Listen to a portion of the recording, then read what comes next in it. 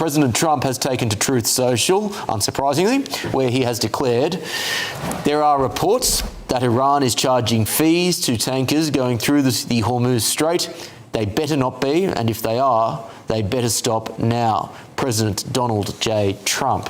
And if that wasn't enough, he unleashed yet again, saying Iran is doing a very poor job, dishonourable, some would say, of allowing oil to go through the Strait of Hormuz. That is not the agreement we have.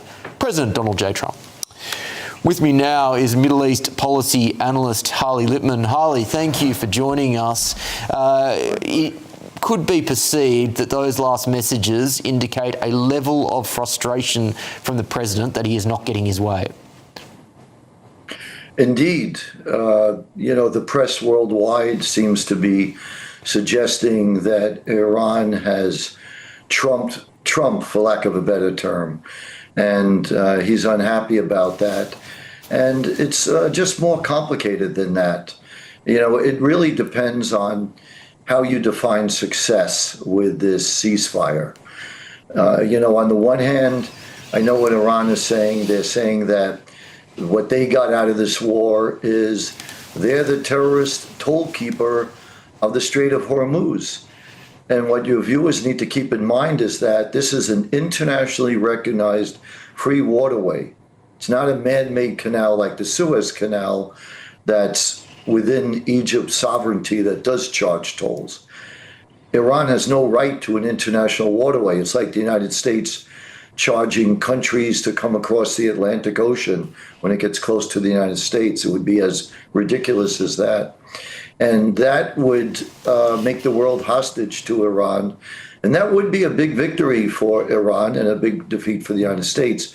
So that has to be unacceptable to President Trump. And I think that's one issue. And then the other issue is clearly the enriched uranium. Iran still has it buried deep under rubble, but they could try to get it out and reconstitute their nuclear program. President Trump has said there are satellites that could spot that may be better than a piece of paper, and there's a lot to be said for that. But that has not been addressed yet. So, and the Gulf nations have been attacked and are vulnerable. Their energy resources and other aspects of their country have been shown to be vulnerable to Iranian attack. So on that level, you could say, and Iran has survived. You could say that, so that those are the people who want to say that Iran won. On the other hand, you could say that America won. Why? American and Israeli planes go all over Iran, freedom at will. That's amazing. That Iran has lost, and this can't be overstated because this is really huge. In a matter of days, and I know we've heard this before, but it's worth repeating, Iran has lost virtually its entire Navy, anti-aircraft facilities, Air Force, ballistic missiles, huge damage to their infrastructure, probably damage that cost about $500 billion. And it shows how vulnerable and weak they are. And so their military has been dramatically downgraded. And that is a great win. You can't argue that. You could be critical and cynical and say it's a tactical win, not a strategic win. Fair enough, you could say that. But that's a huge win for the United States and for Israel. Final question, Harley, I should ask. On that first point you raised about the Strait, there has been some talk coming from Donald Trump that he would consider some sort of a joint venture arrangement whereby there is a profit share for ships going through the Strait. I think it's unlikely, but he has mentioned it.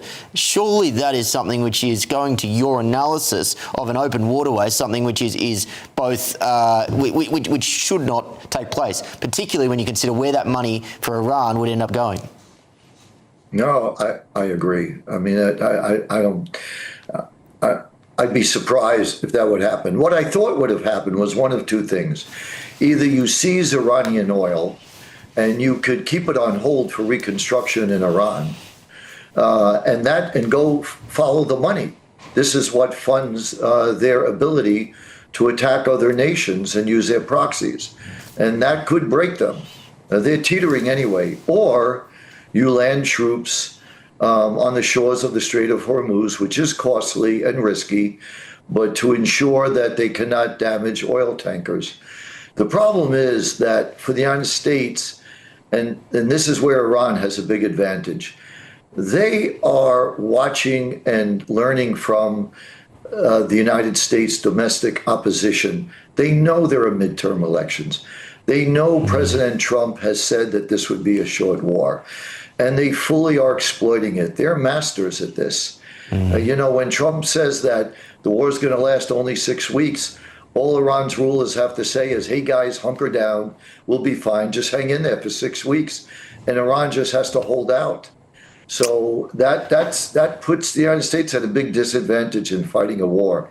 And when the United States is saying no boots on the ground, that's a further disadvantage in terms of a country winning a war, and Iran knows that. But they're mostly playing to American domestic opposition, mostly what I said earlier, that they know Trump wants a quick victory, and so they want to drag it out and threaten Trump with energy resources coming out of the Strait. They know that fuel prices have gone up. The president's worried about the elections. Iran is cleverly manipulating this, and yes, this is not good. Yes, the perennial problem when a democracy enters into a conflict with an evil dictatorial regime. Harley Lippman, thank you very much for your time. My pleasure.